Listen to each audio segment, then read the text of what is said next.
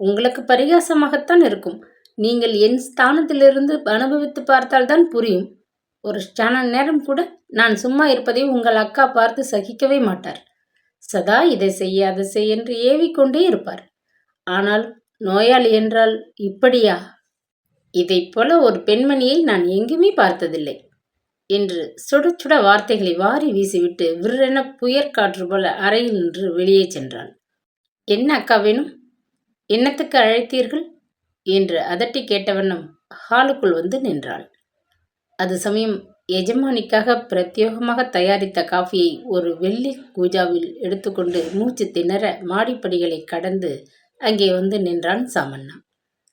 ஜன்னல் ஓரமாக நின்று கொண்டிருந்த தாதி பெண் பக்கம் திரும்பி தொட்டிலில் கிடத்தி அருமையாக பெயர் வைத்து சீராட்டிய அவள் பாட்டனைப் போல் உரிமை நிறைந்த குரலில், அம்மா கோகிலம், உங்களுக்கு காஃபி கீழே தயாராக இருக்கிறது, போய் சாப்பிடலாம் என்று உபசரித்தான். மாநிற மேனியும் மெலிந்த உடல் தோற்றமும் கொண்டிருந்த அந்த தாதி பெண் கழுக்கென்று மெல்ல சிரிப்பு சிரித்துவிட்டு துள்ளி கொண்டு கீழே ஓடினாள். சாமண்ணாவும் தனது மேல் துண்டை உதறி போட்டுக்கொண்டு மேஜை மீது கிடந்த காலி பாத்திரங்களை சேகரித்து எடுத்துக்கொண்டு கீழே சென்று விட்டான். அவன் கொண்டு வந்து வைத்த வேண்டா பானத்தை வெறுப்பாக பருகிவிட்டு முகத்தை கடுத்து கொண்டாள் மங்களம்மாள். பிறகு பத்மினியை பார்த்து, இந்த புது நர்ஸ் வந்திருக்கிறாளே, அவளை எனக்கு கட்டோடு பிடிக்கவில்லை என்று அதிருப்தியாக கூறினாள். யாரை, கோகிலத்தையா சொல்கிறீர்கள்? ஏன், அவள் தன் வேலையை சரிவர செய்வதில்லையா என்று கேட்ட பத்மினி தனக்குள் எழுந்த கோபத்தை சிரமப்பட்டு அடக்கி கொண்டாள். கோகிலமோ கொக்கோ, இப்போ கீழே இறங்கி போனாலே, அந்த மோனாங்கியைத்தான் சொல்றேன். அதென்ன பவுடர், அதென்ன சென்ட், கண்களில் களமையை பூசிக்கொண்டு அவள் பார்க்கிற பார்வையும் அவளது நமுட்டு சிரிப்பும் எனக்கு பிடிக்கவே இல்லை. சாமண்ணாவுடன் இவளுக்கு என்ன பேச்சு என்று ஆத்திரமாக கேட்டுவிட்டு பெருமூச்செறிந்தாள் மங்களம். அக்கா, அவள் தன் வேலையை ஒழுங்காக கவனித்தால் அது போதும் நமக்கு. மற்றபடி அவளது சொந்த விஷயங்களில் தலையிட நாம் யார்? நமக்கு இருக்கும் பேச்சுரிமை அவளுக்கும் உண்டு. அது கிடக்கட்டும், என்னை எதற்காக கூப்பிட்டீர்கள்? நர்ஸை பற்றி சொல்லவா என்று எரிச்சலாக கேட்டாள். பத்மினி, என் தலையை கொஞ்சம் வாரி விட்டுட்டு போ. அந்த கோகிலத்திற்கு சரியாக கூட பின்ன தெரியவில்லை என்று மங்களம் உத்தரவிட்டாள். வேர்வையில் நனைந்து சிக்கு பிடித்து துர்நாற்றம் வீசும் நோயாளியின் கூந்தலை கையால் தொடுவது என்பதை பத்மினியால் நினைத்து கூட பார்க்க கூட முடியவில்லை. அத்தனை அருவருப்பு அவளுக்கு. எனவே அவள் மங்களத்தின் அருகில் கூட வர அஞ்சி சற்று ஒதுங்கி நின்று கொண்டு, இன்று வியாழக்கிழமை விரதம், எனக்கு ஸ்நானம் பண்ணிவிட்டு நான் மடியாக இருக்கிறேன். கோகிலத்தை நன்றாக வாரி விடும்படி சொல்கிறேன், அவ்வளவுதானே? எனக்கு கீழே கொள்ளை காரியங்கள் கிடக்கின்றன, நான் போய் கவனிக்க வேண்டும், வரட்டுமா என்று பதிலளித்துவிட்டு வந்த வேகத்தில் பாய்ந்து அங்கிருந்து ஓடி தன் அறைக்குள் புகுந்து கொண்டாள். அக்காவுக்கு என்னவாம் என்று வினவினான் ஸ்ரீகாந்தன். மூன்றாவது மாடியறையில் தமது அலுவலகத்து காரியங்களை பற்றி சிந்தித்துக் கொண்டிருந்த ஸ்ரீவான் திவாகரன் வெளியே கிளம்ப நேரமாகிவிட்டதை உணர்ந்து கீழே இறங்கி வந்தார். ஸ்ரீகாந்தனின் அறையின் பக்கமாக இருந்த வராந்தாவிற்குள் வந்த அவர் அங்கிருந்தபடியே ஸ்நானத்திற்கு சித்தம் செய்யும்படி ஒரு வேலையாளுக்கு உத்தரவிட்டுவிட்டு ஹாலின் சுவரில் மாட்டியிருந்த சித்திரங்களை வெறித்து பார்த்த வண்ணம் நின்று கொண்டிருந்தார். அருகில் இருந்த அறையிலிருந்து எழுந்த பேச்சுக்குரல் அவரது சிந்தனையை கலைத்து கவனத்தை ஈர்த்தது. உங்கள் அக்காவுக்கு வேலை என்ன? நாளுக்கு ஒரு நர்ஸை வேண்டாம் என்று விரட்டி கொண்டிருக்கிறார். தினம் ஒரு புது தாதியை கண்டுபிடித்து இங்கே கொண்டு வருவதற்குள் என் பிராணன் பாதி போய் விடுகிறது. நர்ஸ் பூ வைத்துக் கொள்வதும் மை தடவி கொள்வதும் உங்கள் அக்காவின் கண்களுக்கு பெரிய குற்றமாக தோன்றுகின்றன. கொஞ்சம் கூட சகிப்புத்தன்மை கிடையாது. இப்படி பயங்கரமாக உடம்பிற்கு ஒரு நோய் வர வேண்டும் என்று நானா பிரார்த்தித்தேன் என்று ஆத்திரமாக இறைந்து கேட்டாள். ஆமாம், அக்காவுக்கு உடம்பு எப்பொழுது நன்றாக இருந்தது? எப்பொழுது பார்த்தாலும் நோய்தான். வேலை என்ன அவளுக்கு என்று அசட்டையாக சூழ் கொட்டினான் ஸ்ரீகாந்தன். ஒன்று நன்றாக ஆரோக்கியமாக இருக்க வேண்டும், இல்லாவிட்டால் கூட இருக்கும் மனுஷர்களுக்கு தொந்தரவு இல்லாமல் உலகத்தை விட்டு போய்விட வேண்டும். இழுத்து பறித்து நின்று கொண்டு இருக்கிறவர்கள் பிராணனை ஏன் வாங்க வேண்டும் என்று கோபத்துடன் கேட்ட பத்மினி மேஜை மீது குவிந்து கிடந்த புத்தகங்களை டப் டப் என்று பெரும் சப்தத்துடன் தட்டி அடுக்கி வைத்துக் கொண்டிருந்தாள். திடுக்கிட்டு போன ஸ்ரீமான் திவாகரன் ஆச்சரியத்துடன் திரும்பி அந்த அறை பக்கம் பார்த்தார். அவரது அருகாமையை சற்றும் உணராது பத்மினி தொடர்ந்து உரத்த குரலில் பேசலுற்றாள். லிவர் கெட்டுவிட்டது, இனி பிழைக்க மாட்டாள் என்று டாக்டர் சொல்லிவிட்டாராம். அவர் சொல்லி 1 வருஷத்துக்கு மேலாகிவிட்டது. இருக்கிற நிலையை பார்த்தால் படுத்த படுக்கையிலேயே உங்க அக்கா 100 வருஷங்கள் கூட ஓட்டி விடுவார்கள் போல இருக்கு என்று கடுமையாக சொன்னாள். இந்த உடம்பிலிருந்து அக்கா இனி தேர்வது அதிசயம்தான் என்று முணுமுணுத்தான் ஸ்ரீகாந்தன். அவர் உடல் தேர்கிறாரோ என்னவோ, அதற்குள் என் காலம் ஆகிவிடும் போல் தோன்றுகிறது. அம்மாதான் பெரும் பிசாசாக மனுஷர்களை ஆட்டி வைக்கிறாள் என்றால், அருமையாக தவம் செய்து பிறந்திருக்கிறானே தரணியை ஆள வந்திருக்கும் செல்வகுமாரன், அந்த பையன் மாதவன், அவன் பெரும் குரங்காக என்னை ஆட்டி அலைக்க வைக்கிறான் என்று கத்தினாள் கோபத்துடன். முதுகில் 4 வைக்கிறது தானே, நீ அடித்தாலும் சரி சீராட்டினாலும் சரி, அவனை பற்றி கேட்க யார் இருக்கிறார்கள் இப்போது? அத்திம்பேருக்கு ஆபீஸ் வேலை சரியாக இருக்கிறது. அக்காவுக்கு தன் உடம்பை பார்த்து கொள்ள இன்னும் 4 ஆட்கள் தேவையாக இருக்கின்றது என்று பரிகாசமாக சிரித்தான் ஸ்ரீகாந்தன். எனக்கு அதை பற்றி சொல்லியா தர வேண்டும்? நேற்று ராத்திரி மாதவன் சாப்பிட பிடிவாதம் செய்தான். பின்கட்டிற்கு இழுத்து கொண்டு போய் நன்றாக முதுகில் 4 வைத்தேன். ஜாமான்கள் வைக்கும் அறையில் இருட்டில் 1 மணி நேரம் வைத்து அடைத்து பூட்டி விட்டேன். பிறகு வழிக்கு வந்து விட்டான் என்று சினம் பொங்கிய குரலில் பெண் புலி போல் உரிமையாள் பத்மினி. அக்காவுக்கு பின்னால் மாதவனை வளர்க்கும் பொறுப்பு உன் கையில்தான் வந்து சேரும். அதனால் இப்பொழுது பிடித்து அவனை கொஞ்சம் நன்றாக அடக்கி ஒடுக்கி வளர்க்க தெரிந்து கொள்வது நல்லதுதான் என்று கூறிவிட்டு சுவரில் மாட்டியிருந்த கோட்டை எடுத்து ஸ்ரீகாந்தன் அணிந்து கொண்டான். என் கையில் அந்த வாண்டு பயல் ஒப்பிக்கப்படும் காலம் சீக்கிரம் வரட்டும் என்று பிரார்த்திக்கிறேன். அப்பொழுது நான் அவனை எப்படி வழுக்கி கொண்டு வருவது என்பதை அறிவேன் என சவால் விட்ட பத்மினி கதவு அருகில் நெருங்கினாள். தாழ்பால் திறக்கும் ஓசை கேட்டதும் ஸ்ரீமான் திவாகரன் திடுக்கிட்டு போனார். எதிர்பாராத நிலையில் அவர் காதுகளில் வந்து விழுந்த இந்த சம்பாஷணை அவருக்கு மெத்த அதிர்ச்சியை உண்டாக்கிவிட்டிருந்தது. ஆச்சரியம், கோபம், திகைப்பு என்று பல்வேறு உணர்ச்சிகளும் ஒருங்கே கொந்தளித்தது. கருங்கல்லை நிகர்த்த அவரது மனோதிடத்தை சற்று குலையச் செய்தது. பத்மினி அறையை விட்டு வெளிவரும் முன் சப்தமிடாது அவர் பின்கட்டிலிருந்து ஸ்நான அறைக்கு இறங்கி சென்று விட்டார். மழை துளிகள் போல் தலைமீது பொழிந்த குளிர் நீர் திவலைகள் அவரது கொதிப்பேறிய மூளைக்கு சிறிதும் ஆறுதலை கொடுக்கவே இல்லை. என்ன ஆச்சரியம்! நன்றி என்பது மனித வர்க்கத்திலிருந்து அடியோடு மறைந்தோடி விட்டதா என்று தமக்குள் பன்முறை எண்ணி அவர் வெகுண்டு போனார். ஆனாலும் இந்த அனுபவம் அவரை பொறுத்தவரை புதியதே அல்ல. வியாபார உலகில் சொந்த முயற்சியால் முன்னணிக்கு வந்திருந்த ஸ்ரீமான் திவாகரன் பல சந்தர்ப்பங்களில் நன்றியற்ற மனிதர்களை சந்தித்திருக்கிறார். எவ்வளவுக்கெவ்வளவு அவர் தாராளமாகவும் பெருந்தன்மையாகவும் நடந்து கொண்டாரோ அவ்வளவுக்கவ்வளவு எதிராளியிடமிருந்து நன்றியற்ற செயல்கள்தான் அவருக்கு பிரதிபலனாக கிட்டின. அவரது தொழிலகத்தில் அதிக சம்பள உயர்வும் பிரத்யேக சலுகைகளும் பெற்றுக்கொண்டு அவரது அன்புக்கு பாத்திரமாக இருந்த உத்தியோகஸ்தர்கள் முடிவில் அவருக்கே பெரும் எதிரிகளாக திரும்புவது வழக்கமாகிவிட்டிருந்தது. எவ்வளவோ முறை அவர் தமது தொழிலகத்தில் இந்த அனுபவத்தை அடைந்திருந்தார். சம்பளத்தை அதிகம் வாங்கி கொட்டி கொண்ட உத்தியோகஸ்தர்கள்தான் அவரை பெரிய கருமி என்று வெளியுலகத்திற்கு பறைசாற்றி கொண்டிருந்தனர். சாப்பிடும் அன்னமும் சுவாசிக்கும் காற்றும் அவருடையதாக இருக்கும் நிலையில் கூட சில உத்தியோகஸ்தர்களின் நன்றி மறந்து அவருக்கு எதிராக வெளியே சதிபுரிந்து செயல்பட்டு கொண்டிருந்தனர். இதை ஸ்ரீமான் திவாகரன் நன்று அறிந்தவர்தான். தமது தொழிலகத்தில் எத்தனையோ முறைப்பட்ட அனுபவத்தினால் அவருக்கு ஒரு பெரும் உண்மை புலனாகிவிட்டிருந்தது. அதிக கருணையும் தாராளமும் எதிராளியின் உள்ளத்தில் நன்றியை உண்டாக்குவதே இல்லை.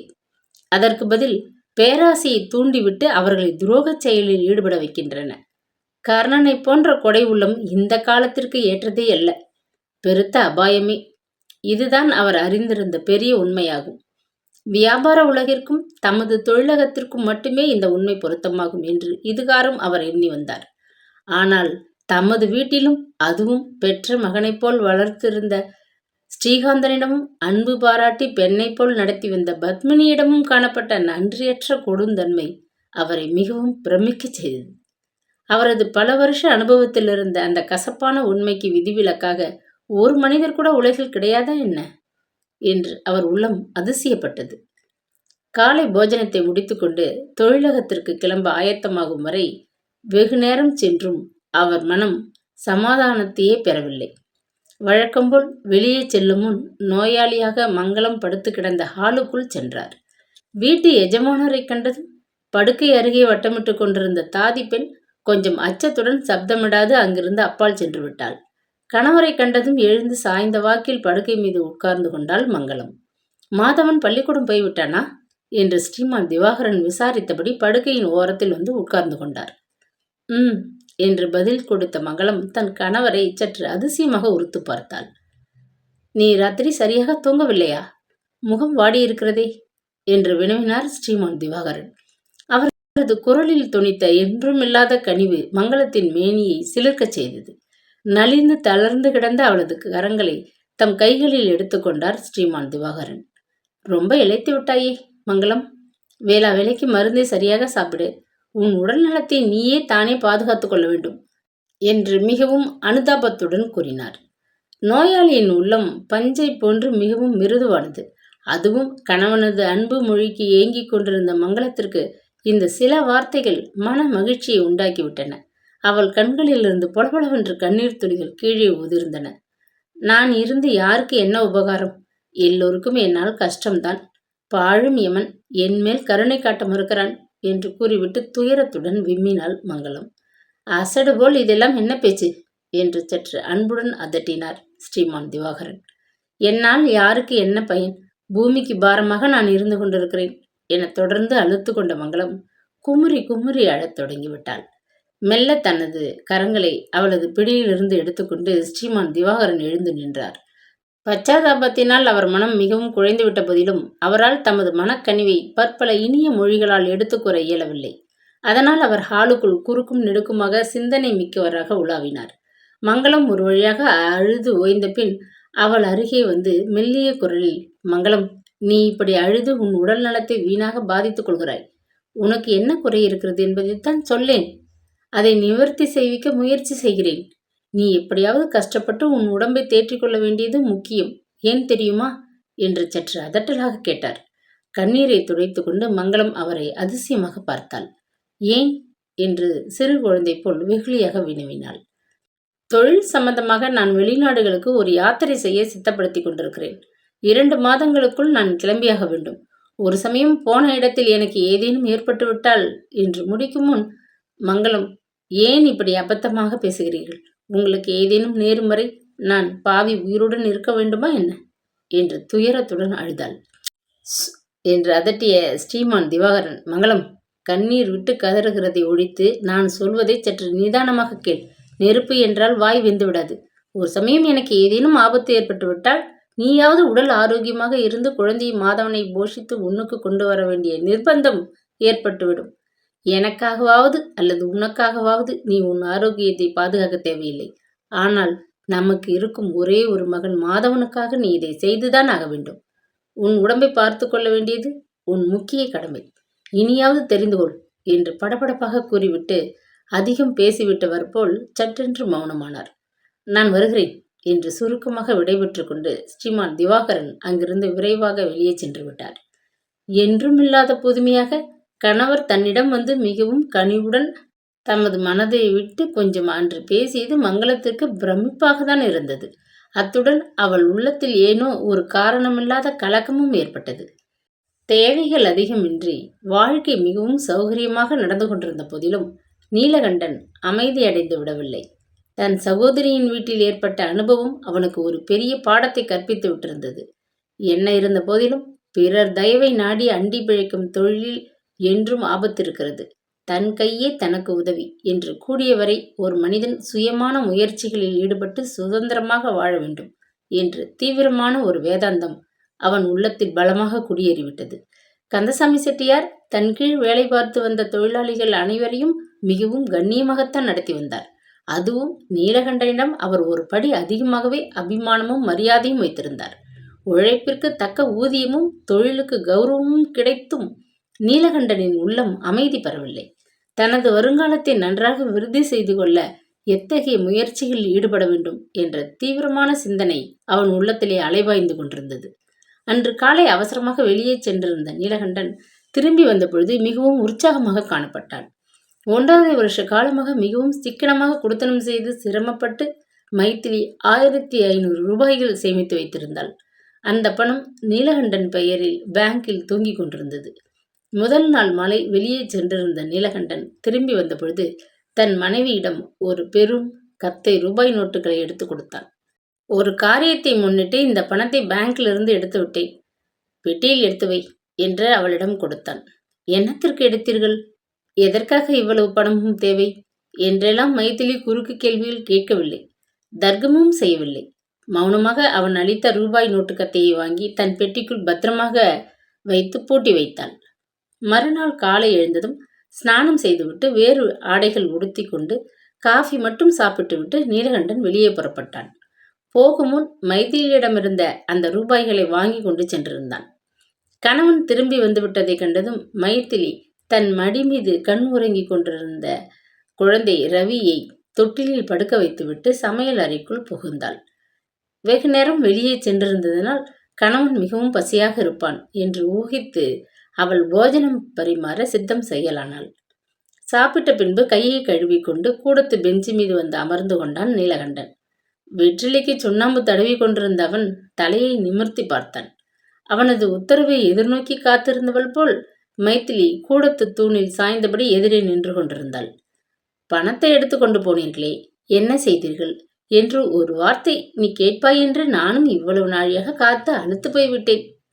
அந்த பணத்தை என்ன செய்தேன் என்று அறிய உனக்கு ஆவல் இல்லையா என்று கேட்டுவிட்டு உற்சாகமாக நகைத்தான்.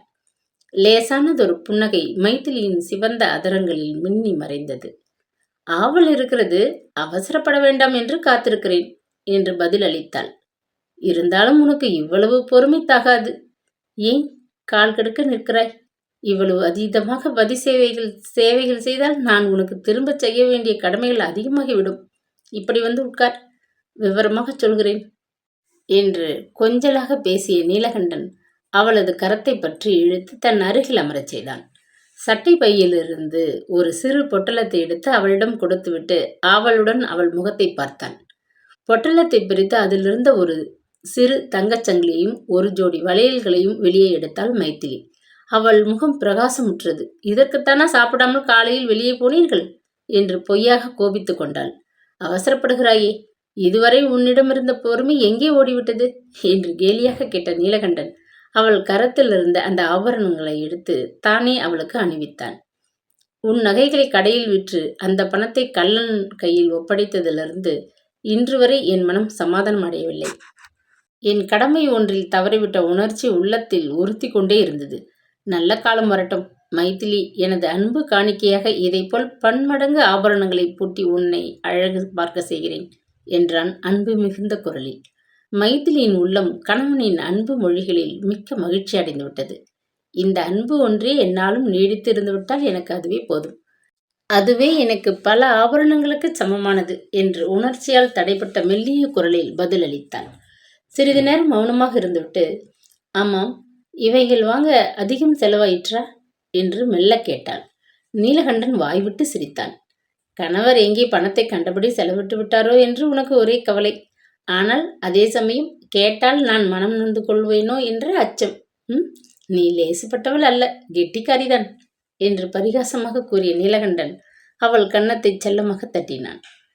இந்த நகைகள் வாங்க 500 ரூபாய்க்கு கொஞ்சம் குறைவாக செலவிட்டேன். மீதி 1000 ரூபாய்களை நான் ஒரு முக்கியமான காரியத்தில் ஈடுபடுத்தி இருக்கிறேன். என்னோடு அடிநாளில் பள்ளிக்கூடத்தில் படித்த சிநேகிதன் ஒருவனுடன் நான் ஒரு சிறு வியாபாரத்தை தொடங்கியிருக்கிறேன். ஆளுக்கு 1000 ரூபாய் போட்டு நெய்க்கடை ஆரம்பித்திருக்கிறோம். அதற்கு உண்டான பூர்வாங்கமான ஏற்பாடுகள் செய்யவும் ஒப்பந்தம் எழுதி முடிக்கவுமே இன்று நான் வெளியில் சென்றிருந்தேன். என்னதான் இருந்தாலும் ஒருவரை அண்டி பிழைப்பதை விட சொந்த முயற்சியில் வெற்றி பெற்று மேலுக்கு வருவது மிகவும் உசிதமாகும் என்று எனக்கு இவ்வாறு துணிந்து விட்டேன். செட்டியார் மிகவும் அன்பாக என்னை நடத்துகிறார். இருந்தாலும் சொந்த முயற்சிகள் பலவும் செய்து விரைவாக நான் செல்வந்தனாக விரும்புகிறேன். என் உள்ளத்திலே குவிந்து கிடக்கும் எண்ணற்ற அரிய யோசனைகளுக்கும் உடம்பிலே பரபரத்து கொண்டு கிடக்கும் அபரிமிதமான சக்திக்கும் இந்த சிறிய உத்தியோகம் போதுமானதாக தற்சமயம் தோன்றவில்லை. அதனால் விரைவில் இந்த வேலையை விட்டு விலகிவிட நான் தீர்மானித்திருக்கிறேன். இந்த வியாபாரத்தில் ஏற்படும் லாபத்தை கொண்டு நானே தனியாக ஒரு புது முயற்சியில் இறங்க உத்தேசித்திருக்கிறேன். அது வெற்றிகரமாக நடந்தால் என்ன நடக்கும் தெரியுமா? இந்த ஏழை பெண் மைதிலியை ஊரில் உள்ளோர்கள் பிறகு ஸ்ரீமதி மைதிலி என்று பெரிய பட்டமிட்டு மிகவும் பயபக்தியுடன் அழைப்பார்கள். பெரிய பங்களா, ஏவலுக்கு பணிந்து நடக்க ஆள் படைகள், விலை மதிப்பற்ற ஆடை ஆபரணங்கள் என்று செல்வாக்கு நாலாபுரமும் பெருகிவிட்ட பின்பு துணிவாக யாரும் மைதிலி என்ன சொல்லு என்று அழைத்து விட முடியுமா என்று முடித்தான் பரிகாசமாகவும் பாதி உண்மையாகவும் நீலகண்டன். சரிதான் போங்கள். அல்நாசர் போல பெரிய மனோராஜ்யத்தில் இறங்கிவிட்டீர்கள். அந்த மகாராஜன் கற்பனை செய்து கொண்டே காலால் உதைத்தபோது எதிரே இருந்த அத்தனை கண்ணாடி பாத்திரங்களும் இடறி விழுந்து உடைந்து போயினவாம். ஆனால் அதற்கு பதில் தங்கள் கால் அருகே நான் தான் தற்சமயம் உட்கார்ந்திருக்கிறேன் என்று கூறிவிட்டு கலகலவென்று மைதிலி நகைத்தாள். நீலகண்டன் முகத்தில் சிந்தனை படர்ந்தது. குரலில் பரிகாசம் மறைந்தது. ஏன் மைதிலி, உனக்கு என் திறமையின் மீது அவநம்பிக்கை ஏற்படுகிறதா? உண்மையை சொல். இந்த வேலையை விட்டு நான் மறுபடி கஷ்டப்படுவேன் என்று கவலை உனக்கு ஏற்படுகிறதா? ஒளிவு மறைவின்றி சொல் என்று வற்புறுத்தலாக கேட்டான். ஐயோ, நான் பரிகாசமாக சொன்னதை விகல்பமாக ஏனோ எடுத்துக்கொள்ள வேண்டும். உங்கள் திறமையை பற்றியும் சாமர்த்தியத்தை பற்றியும் நான் என்றுமே அவநம்பிக்கை கொண்டதில்லை. வியாபாரத்துறையில் தாங்கள் அனுபவமும் அதிகம் படைத்தவர். சமையல் அறைக்குள்ளே பதுங்கி கிடக்கும் எனக்கு இதெல்லாம் என்ன தெரியும்? நஷ்டம் ஏற்பட்டாலும் சரி, கஷ்டம் ஏற்பட்டாலும் சரி, தாங்கள் எடுத்துக்கொள்ளும் எந்த முயற்சியிலும் நான் ஒற்றுமையாகவே இருந்து சுக துக்கங்களை பகிர்ந்து கொள்ள கடமைப்பட்டவள். அது ஒன்றுதான் எனக்கு தெரியும் என்று பதிலளித்தாள். அவளது உற்சாகமான வார்த்தைகள் நீலகண்டனுக்கு மிகவும் இதமாக இருந்தன. நீ எப்பொழுதும் என்னுடன் எல்லா காரியங்களிலும் ஒற்றுமையாக கை கொடுத்து உதவுவாய் என்பதை நான் அறிவேன். இருந்தாலும் ஒரு வார்த்தை கேட்டு என் சஞ்சலத்தை கொஞ்சம் நிவர்த்தி செய்து கொண்டேன். மைதிலி, வருங்காலம் எப்படி இருக்கப் போகிறது தெரியுமா? மங்கள பவனத்தை விட பன்மடங்கு பெரிய பங்களாவிற்கு நீ எஜமானியாக போகும் காலம் வெகு தொலைவில் இல்லை. அந்த காலம் வரட்டும். என் அக்கா, தம்பி முதலியோருக்கு எப்படி தக்க சூடு கொடுப்பது என்று எனக்கு தெரியும் என்று கோபமாக பேசினான். மைதிலி கணவன் முகத்தை திகைப்புடன் பார்த்தாள். மங்களத்தின் நினைவு அவன் கண்களை சிவக்கச் செய்திருப்பதை காண அவளுக்கு மிகவும் ஆச்சரியமாக இருந்தது. கணவனது கரங்களை மிகவும் பரிவுடன் பற்றி, நீங்கள் இப்படி மனதில் வீணான வன்மம் வைக்கக்கூடாது. இது நமக்கே நல்லதல்ல. நமக்கு செல்வமும் சீரும் ஏற்பட்டால் அவைகளால் மனதில் தூய்மையும் பணிவு உணர்ச்சியும் ஏற்பட வேண்டுமே ஒழிய அகங்காரமும் கர்வமும் உண்டாகவே கூடாது. அவ்வாறானால் அந்த செல்வம் நமக்கு தேவையே இல்லை. அக்கா ஒரு வருஷமாக உடல் நோயாக படுத்த படுக்கையாக இருக்கிறார்கள் என்பது ஒரு சமயம் உங்களுக்கு நினைவில்லையோ என்னவோ என்றால் மிகவும் வருத்தமாக. நன்றாக ஞாபகத்தில் இருக்கிறது என்று சொல்வேன். மைதிலி, கள்ளம் கபடமற்ற உன் மீது இல்லாத பழியை சுமத்தினாள் என் அக்கா. அதன் பயனை இப்போது அனுபவிக்கிறாள் என்று சீற்றமாக சொன்னான் நீலகண்டன். திடுக்கிட்டு போன மைதிலி அவன் வாயை தன் கரத்தால் மூடினாள். ஐயோ, இப்படியெல்லாம் தாறுமாறாக பேசாதீர்கள். அக்கா முன்கோபத்தில் ஏதோ தவறிப்போய் சொல்லிவிட்டார்கள். அங்கிருந்து வெளியே வந்ததனால்தானே நாம் இந்த நல்ல நிலையில் இப்பொழுது இருக்கிறோம். இந்த சுதந்திரமான வாழ்விற்கு அவர்கள்தானே காரணம். எல்லாம் நன்மைக்காக நடந்ததென்று நாம் எண்ணிக்கொண்டு அக்காவின் தவறுகளை மறந்து மன்னித்துவிட கடமைப்பட்டவர்கள். அடிநாளில் அக்கா உங்களுக்கு செய்துள்ள உபகாரங்களை மறப்பது மனித தன்மைக்கு அழகாகுமா? யோசித்து பாருங்கள் என்றால் மிகவும் துயரம் பொங்கிய மெல்லிய குரலில். பன்முறை யோசித்து விட்டேன். எந்த கோணத்திலிருந்து பார்த்தாலும் எனக்கு மனம் ஆறவே மாட்டேன் என்கிறது. அக்கா என்னை இறந்து விட்டதாக கருதுவதாக கடிதம் எழுதியிருந்தாள் அல்லவா? அவள் உயிருடன் இருந்து அணுவாக செத்து கொண்டு கிடந்த போதிலும் நான் ஏன் என விசாரிக்கப் போவதில்லை. என்றைக்கும் அவள் இறந்தும் ஒன்றுதான். ஆனால் ஒன்று மட்டும் நிச்சயம், நானும் ஒரு நல்ல நிலைக்கு வந்த பிறகு ஒரு நாள் இல்லாவிட்டால் ஒரு நாளாவது அவளை கேட்காமல் இருக்கப் போவதில்லை என்று சவால் விடுத்தான் நீலகண்டன். இது மாதிரி நீங்கள் பேசுவதை கேட்க எனக்கு மிகவும் கஷ்டமாக இருக்கிறது என்று துக்கத்துடன் மைதிலி திணறினாள். அவள் கண்களில் பொங்கி நின்ற கண்ணீரை கண்டதும் நீலகண்டனின் கடினமான உள்ளம் இலகிவிட்டது. ஏதோ பேசி உன் சந்தோஷத்தை நான் பாழாக்கிவிட்டேன். அதை மறந்துவிடு. பழைய விஷயங்களை நினைத்தாலும் அப்படி ஆத்திரம் பொங்கி வருகிறது எனக்கு. அதை விட்டு தள்ளு. அக்காவின் பொருட்டு நாம் இருவரும் ஏன் மனசாபப்பட்டு கொள்ள வேண்டும்? சரி, நாழியாகிறது. நான் கொஞ்சம் வெளியில் போய் வர வேண்டும். வரட்டுமா என்று கேட்டுவிட்டு எழுந்திருந்தான். வாயில் வரை சென்ற அவன் ஏதோ நினைத்து கொண்டவன் போல் திரும்பி வந்தான். அசடு போல் அழுது கொண்டிருக்காதே, போய் முதலில் சாப்பிடு. வெகு நேரமாக பட்டினியாக இருக்கிறாய். உன் உடல்நிலையை சரியாக கவனித்துக் கொள்ளாவிடு நீ பிறகு கஷ்டப்படுவாய் என்று செல்லமாக கடிந்துவிட்டு அங்கிருந்து அகன்றான். வாயில் வரை சென்று கணவனை வழியனுப்பிவிட்டு கதவை தாளிட்டு கொண்டு மைதிலி உள்ளே வந்து கூடத்து பெஞ்சில் உட்கார்ந்தாள். ரவிச்சந்திரனுக்கு பிறகு அவள் மறுபடி தாயாகும் நிலையில் இருந்தாள். உடல் சோர்வும் சற்றுமுன் நிகழ்த்திய சம்பாஷணையில் ஏற்பட்ட மனச்சோர்வும் தாளாது பெஞ்சு மீது அப்படியே படுத்து விட்டாள். எவ்வளவு நேரம் மயக்கமாக இருந்தாலோ அவளுக்கே தெரியாது. யாரோ அவசரமாக கதவை தட்டும் சப்தம் கேட்டு திடுக்கிட்டு விழித்துக்கொண்டு விரைந்து ஓடிச் சென்று வாயிற்கதவை திறந்தாள். மங்களபவனத்தின் கார் டிரைவர்களில் ஒருவனான சின்னமுத்து வெளியே நிற்பதை காண அவளுக்கு அதிசயமாக இருந்தது. என்னப்பா, என்ன விஷயம் என்று பரபரப்புடன் கேட்டாள். ஒன்றுமில்லை அம்மா, எஜமான் காரில் இருக்கிறார். வீட்டில் நீங்கள் எல்லோரும் இருக்கிறீர்களா என்று பார்த்து வரச் சொன்னார் என்று மிகவும் பணிவுடன் கூறினான். செங்கல் சூளை அருகே நின்று கொண்டிருந்த பெரிய காரை அப்பொழுதுதான் மைதிலி கவனித்தாள். பின் காரின் கதவை திறந்து கொண்டு ஸ்ரீமான் திவாகரனும் குழந்தை மாதவனும் இறங்குவதை கண்ணுற்றதும் அவள் நெஞ்சு படபடத்தது. மங்களம் அக்காவுக்கு ஏதாவது நேர்ந்து விட்டதோ என்னவோ என்று ஒரு கணத்தில் பலவும் எண்ணி பதைத்து போனாள்.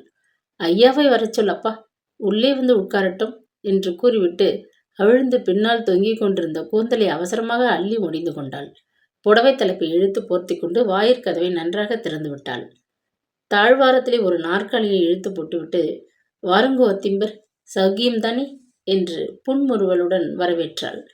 தகப்பனார் கையை பிடித்து கொண்டு தயங்கியபடி வந்து கொண்டிருந்த மாதவன் காதுகளில் பழக்கமான அந்த குரல் கேட்டதும் அவன் ஒரே துள்ளலில் கையை உதறிக்கொண்டு பாய்ந்து வந்தான். மைதிலி அம்மா, என்னை விட்டுவிட்டு நீங்க இங்கேயே வந்திருக்கிறாய் என்று கிரீச்சிட்டு அலறியபடி ஓடி வந்து அவள் கால்களை கட்டிக்கொண்டு விம்மி அழ ஆரம்பித்தான். எவ்வளவோ நாட்களாக அவனது பிஞ்சு உள்ளத்திலே குமரி கொண்டிருந்த உணர்ச்சி போராட்டம் அவ்வாறு கண்ணீராக வழிந்தோடியது. அசடு, அழாதே, நான் எங்கேயும் போகவில்லை என்று மைதிலி தனக்குள் எழுந்த துயரத்தை கட்டுப்படுத்தி கொண்டு அவனை மார்புடன் தழுவிக்கொண்டாள். இல்லை, பொய் சொல்கிறாய். என்னை விட்டுவிட்டுத்தானே போய்விட்டாய். நான் உனக்காக எவ்வளவு தேடி அழுதேன் தெரியுமா என்று விம்மி கொண்டு மாதவன் அரற்றினான். நீ அழுதால் தம்பி பாப்பா உன்னை பார்த்து சிரிப்பான் என்று சமாதானப்படுத்திய மைதிலி அவனது கண்ணீரை தன் புடவை தலைப்பால் துடைத்துவிட்டு அவனை வாரி தோளில் சுமந்து கொண்டாள். உட்காருங்கள் அத்திம்பர், நிற்கிறீர்களே என்று உபசரித்துவிட்டு தன் கண்களிலிருந்து கன்னங்களின் மீது வழிந்தோடிய கண்ணீரை துடைத்து கொண்டாள். தொட்டிலில் அயர்ந்த நித்திரை புரிந்து கொண்டிருந்த ரவியை ஒரு முறை உற்று பார்த்துவிட்டு, குழந்தைக்கு என்னம்மா பெயர் வைத்திருக்கிறாய்? என்ன வயதாகிறது என்று விசாரித்த வண்ணம் ஸ்ரீமான் திவாகரன் சுற்றுமுற்றும் கவனித்தார். அவர் வெளியே போயிருக்கிறார், விரைவில் வந்து விடுவார். நீங்கள் ஆற அமர இருந்து சாப்பிட்டு விட்டு போகலாம். குழந்தைக்கு ரவிச்சந்திரன் என்று பெயர் வைத்திருக்கிறேன். வயது 2 ஆகிறது என்று சுருக்கமாக பதிலளித்துவிட்டு மாதவனை கீழே இறக்கிவிட்டாள். நீலகண்டன் இருந்திருந்தால் சௌகரியமாக இருக்கும். இப்போதும் பரவாயில்லை. நான் இங்கே ஒரு முக்கியமான காரியமாக வந்தேன் என்று ஸ்ரீமான் திவாகரன் கூறினார். பல வருஷங்களாக அவரை அவள் நன்கு அறிவாள். அவர் பேச்சு, முகபாவம், பேசிய தோரணை எல்லாம் அன்று மிகவும் புதியதாக இருந்தன. எனவே அதிசயத்துடன் அவள் அவரை பார்த்து கொண்டு மௌனமாக நின்றாள். உன்னிடம் எனக்கு செய்து கொள்ள வேண்டிய ஒரு உதவி உள்ளது. நீ எனக்கு அந்த உதவியை செய்வாயா என்று முதலில் தெரிந்து கொண்ட பிறகுதான் நான் அதை சொல்ல முடியும் என்று ஆகாய வெளியை வெறித்து பார்த்து கொண்டு ஸ்ரீமான் திவாகரன் சொன்னார். என்னால் முடிந்த உதவியை கட்டாயம் நான் செய்வேன் அத்திம்பர். தாராளமாக தாங்கள் சொல்லலாம். ஆனால் என் போன்ற ஏழை பெண் தங்கள் போன்றவர்களுக்கு செய்யக்கூடிய உதவிதான் என்ன இருக்கிறது என்று ஊகிக்கவே முடியவில்லை என்றாள் மைதிலி பதிலுக்கு. உன்னிடம் எதிர்பார்க்கக்கூடிய உதவி இருப்பதனால் தானே நான் இங்கே உன் வீட்டை தேடிக்கொண்டு வந்திருக்கிறேன்.